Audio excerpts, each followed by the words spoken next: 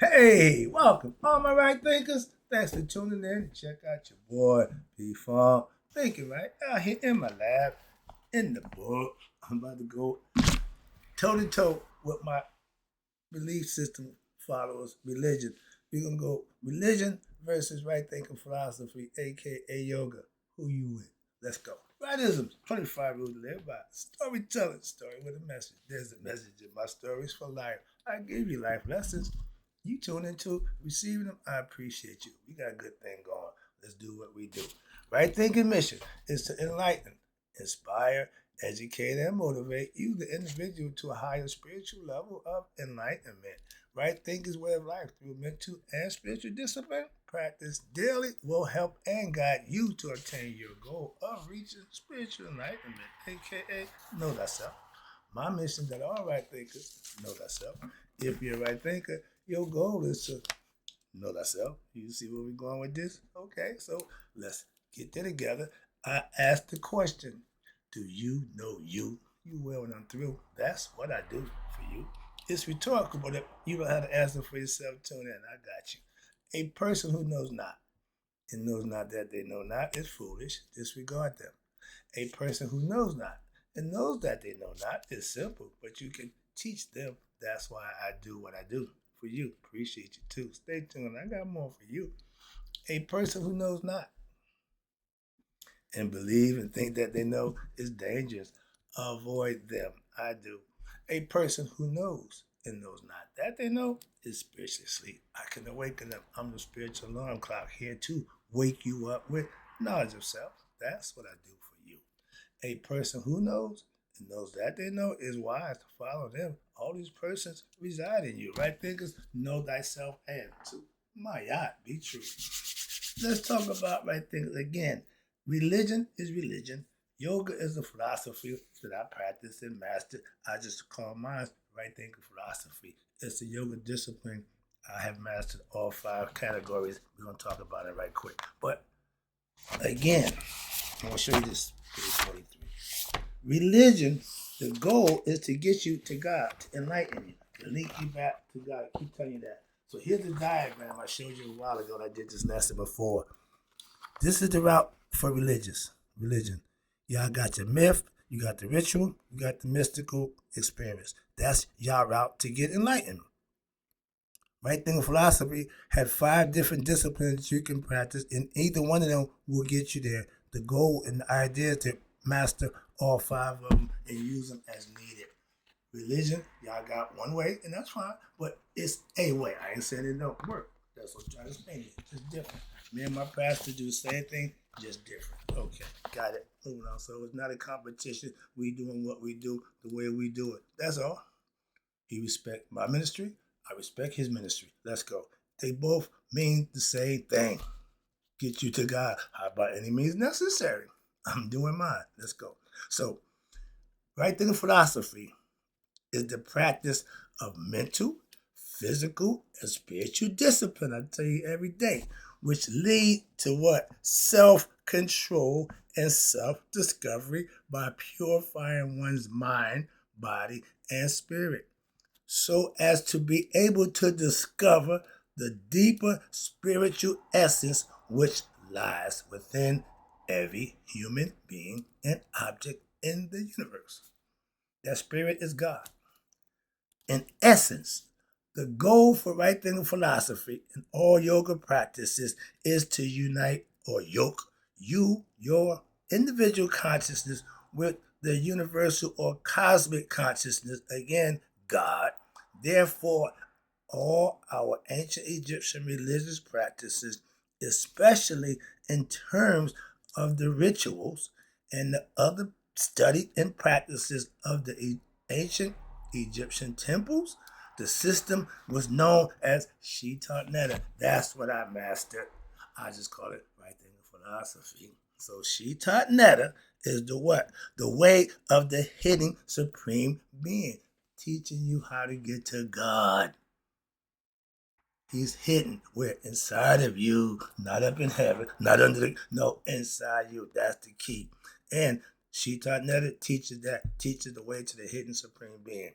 But it also may be termed as a yoga system. Again, Egyptian yoga, matter of fact. And in this sense, now religion, when it's in its purest form, is also a yoga system. Why? Because it's getting you to God. Now, the way they preach it and practice it, that's on y'all. But I know the purpose of it. It's telling you right there again. And what's this? Any system, yoga system. Why? Because as it also seeks to reunite its followers, the people, with their true and original source. Again, God. Since religion, listen, and right thinking philosophy have the same goal, but just use different terminologies and aspects. Sometimes they are confusing. Why? Between those religious people and the practitioners of yoga or right thinking philosophy, who what? Who don't really understand either one of their deeper meanings and the purpose and the goal of the seemingly different forms, but they both concepts of spirituality. They just getting there in different ways. In fact, religion. Again, listen to me, my Christian followers who think I don't know about religion or don't know. I'm telling you, in fact, religion and right thinking philosophy can be practiced together. Why? Since religion is a yoga system which just use deities to convey the mystical wisdom for spiritual enlightenment. That's the end game for religion. And while most yoga, right thinking philosophy, spiritual disciplines, we use explicit terms to bring forth our teachings, when the authentic practice of religion, when it's done correctly and examined closely, you will know and you will find that what yoga disciplines are at the core of all religions. No disrespect toward people who practice a religion. Keep telling you that. I understand the purpose and the reason. I just practice a philosophy, a yoga concept. That's it. That's the only difference. I ain't saying it's better. I ain't saying it's worse. I'm just saying it gets you to the same place, to God. And whatever practice that you use, whatever route you take, that's fine. Ideas to get there. We got 9 billion people on earth. That means it's 9 billion ways to get to God. Everybody has their opportunity. Moving on, that's just the way it is. Excuse me. Okay? I'm trying to make that point so clear to all you believers, all you Christians, Muslim or Jews, whatever religion you practice. I don't have a problem with you at all. The disciplines, right? This philosophy set forth follows a yoga follow concept, and it falls under 5 different major categories that the venues you can use to enlighten you. They are, again, I did this before, I'm going to do it again. The first one is yoga of wisdom. That means you're practicing. Oh, I'm reading more. It's already laid out. Let me just go through it. The yoga of wisdom, number 1. You got yoga of devotional love, number 2. Yoga of meditation, number 3.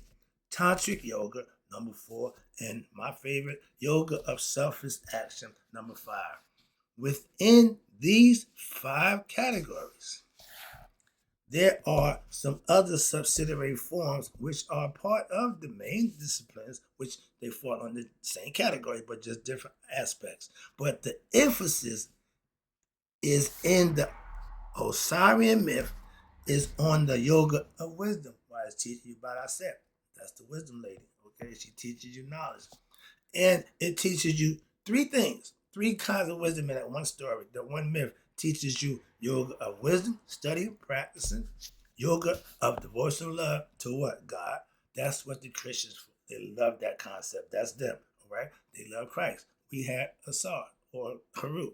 But devotional love and also yoga of selfless action, given without wanting something in return for somebody to help them out. That's those 3 qualities you practice from the Osirian myth. Okay, but the important point is to remember is that all aspects of yoga can and should be mastered And then you're able to use them in what we call the integral fashion to effect an efficient and harmonized spiritual movement within oneself, which you are the practitioner. You should not sway this way, go that way. No, it should be a smooth transition. It should be repetitive. When you do this, and you're comfortable. Why? Because you're going to handle yourself in every situation the same way. That's mastering of oneself in these disciplines that you have to learn. It takes a year study to become proficient in each one. So if you're going to be a yoga master, it's going to at least be 5 years. That's the shortest term. Moving on. All right. So therefore, while there may be an area of special emphasis, and some people pick and choose what they like, your choice, other elements are bound to become what? Part of your yoga program as needed. Again, it's better to have knowledge of something and don't need it than to need to have knowledge of something and don't have it. If it's there, get it, take it. If you don't need it, at least you got it. So, for example, while a yogin, that's a proficient yogi, male or female. A yogi means you've mastered the art of meditation and you have become one with your higher self. And the yogin may place emphasis on a specific yoga, mainly yoga of wisdom. Why? Because they may also practice devotional yoga and also meditation yoga at the same time, along with the yoga of wisdom studies.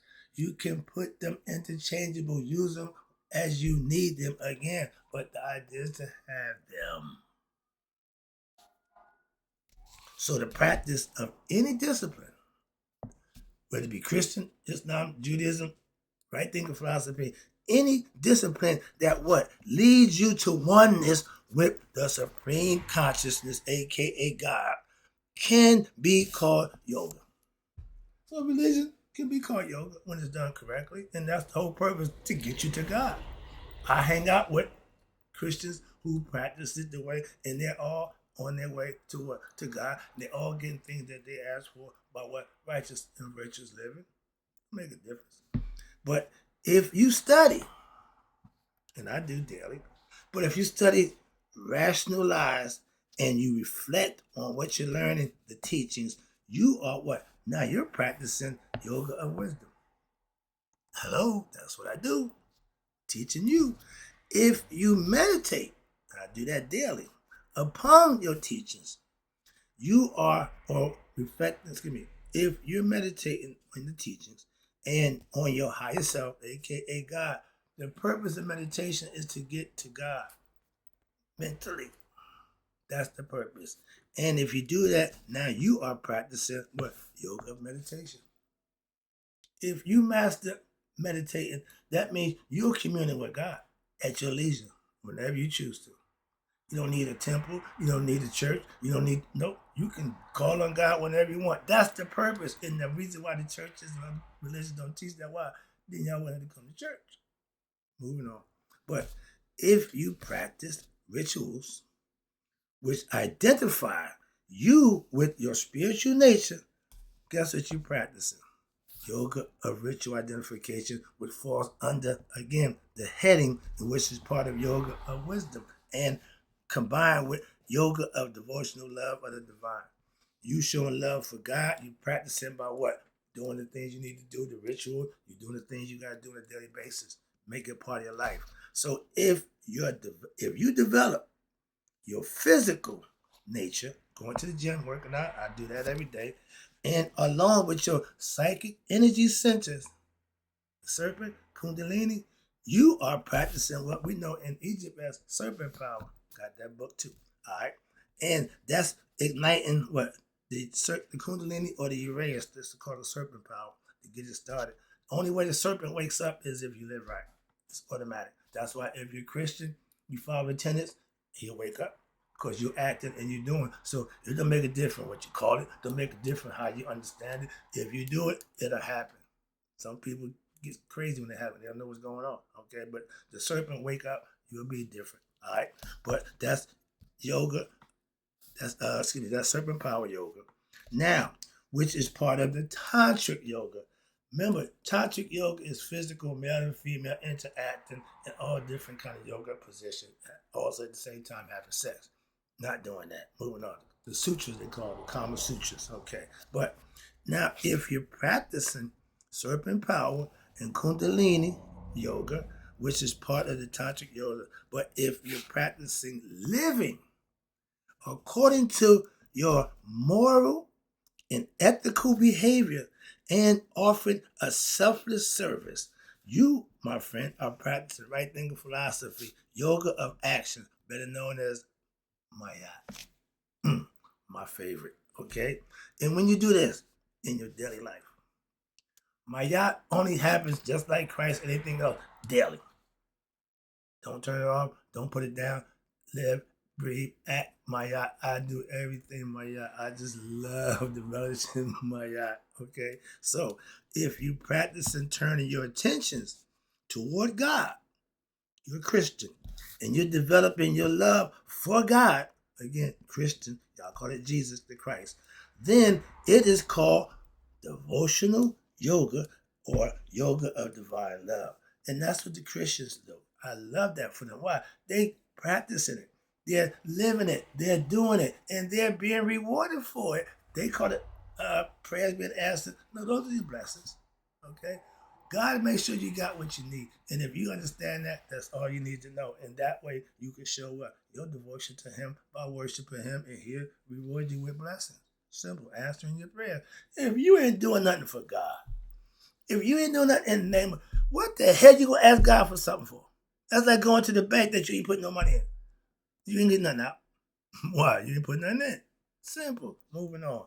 God is an investment for yourself. And understand this. Now, the practitioner, you of yoga, is called the yogin, male practitioner, or yogini for the female practitioner. And one who has attained mastery of the yoga concept and disciplines, which means you have union with the divine. You made the connection. You communicate with God in your mind. And that's called yogi. You're a yogi. 15 years practicing. In this manner, yoga has been developed into many disciplines, which may be used in an integral fashion, again, to achieve the same goal. Christians, y'all follow the tenets of Christianity, you'll reach spiritual enlightenment also. Enlightenment, therefore, everybody who practices a concept they get on there is practicing yoga. So therefore, you the aspirant, you should learn you should learn about all you can about the path that you choose in those elements which best suit your personality. If you like Christianity, be a Christian. That's going to be a good one. You like Islam, become a Muslim. Judaism, whatever it is. You want to be a right thinker? Do your study, put your due diligence in. I ain't said stop being nothing else you was or nothing else you want to be. This is just an add-on. Why? I need somebody to work with. Why? Nobody's going to follow my concept. I can't make somebody start them hold it. No. I just fellowship with Christians.